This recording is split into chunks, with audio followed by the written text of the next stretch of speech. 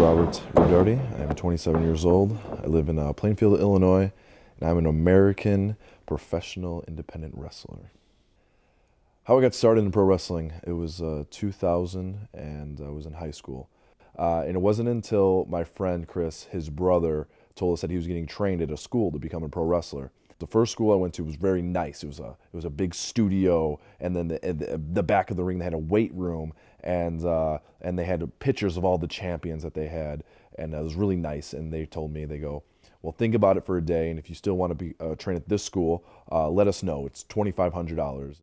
So I went to the other school, and it was next door to a auto body store, and it was in a garage. It had no lights. It was like one light. The ring was very dirty. And I remember there was a really fat guy laying in the ring with a hole cut in his shirt, and his belly was hanging out of the hole. And no one talked to us that day. The guy that was supposed to talk to us, Sonny Rogers, he never showed up. So I go back to the one that was very nice, and I told them where I went, and they're like, "Well, if you want to become a pro wrestler, you join here. If you want to have fun, then you join the other place." I go, man, I was like, I want to be a pro wrestler and have fun. So that means I'm not going to have fun when I'm here. So I ended up joining the Dirty School. The guy that was training us, he used to be a pro wrestler for the WWE, and he had a lot of contacts. So I ended up joining that Dirty School. Turned out to be the best decision of my life, because another friend of mine joined the night school, and he, didn't make anything of himself when it came to pro wrestling. Mandy had a boyfriend at the time when I first met her, and she started liking me, and I would tell her, I was like, I really can't talk to you. You have a boyfriend, I mean, I was young at the time, and I had really good morals and stuff. So she ended up breaking up with her boyfriend. We ended up talking. It was the first girl that I ever told that I loved her, and I thought it was something great, and we dated for about a year, and she became pregnant, and I found out that it wasn't my kid. It was her ex-boyfriend's, and at that time it was a really hard point for me, and I really didn't know what to do, and I told her that that I still loved her, and we would figure this out, and she agreed. I thought I would get a call when she was having that baby, but everything just happened so fast. They rushed her to the hospital, and it just kind of came out. And he said, "You got to get over that right now."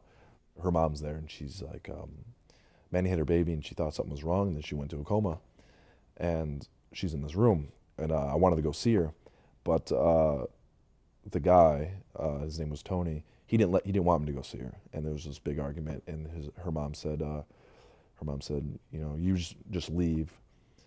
It'll be better. You don't need any of this here. I'll let her know you showed up, and then I'll call you when she wakes up. And I said, okay.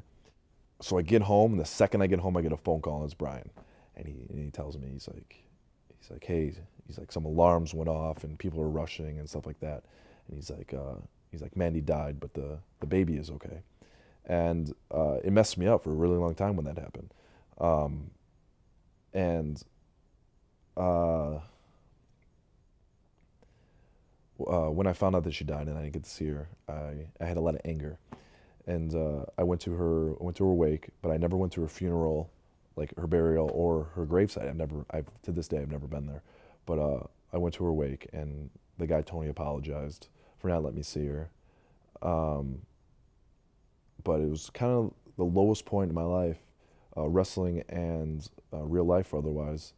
Every day that I wrestle, she supported me a lot. She always told me that I could become, anything I ever wanted to be in wrestling, and anytime I felt down, or anytime that I doubted my abilities, or what I could do, she always was there to tell me that I could do the best. Being 24 years old, and getting signed to a contract with WWE. Now, people that wrestle, I know people that have been wrestling for 40 years that never set foot in a WWE ring, let alone sign a contract or them knowing your name. So that happening at that young of an age is a giant accomplishment. And I think that all came to me a little bit too soon, because a lot of the lows come from that and before that. Getting to that point, I sacrificed a lot of things. I sacrificed relationships. I sacrificed my schooling, a lot of family stuff. I made those sacrifices, and at 24 years old, I signed a contract, and then 3 years later, I got fired, and the next decision was, all right, now you have to go back to college. You have to finish. You need a career. I was really down on myself because I was 20, I was 26, and a lot of my friends already graduated college, and they started their careers, and I was really far behind. So it was kind of like a little depressing, but I also like got a kick in the butt, and this kick in the butt made me say, okay, I have 2 years. It'd be quick, boom, 2 years, and I finish it, and I get a degree in what I wanted to do. I want to teach physical education and health in a school setting.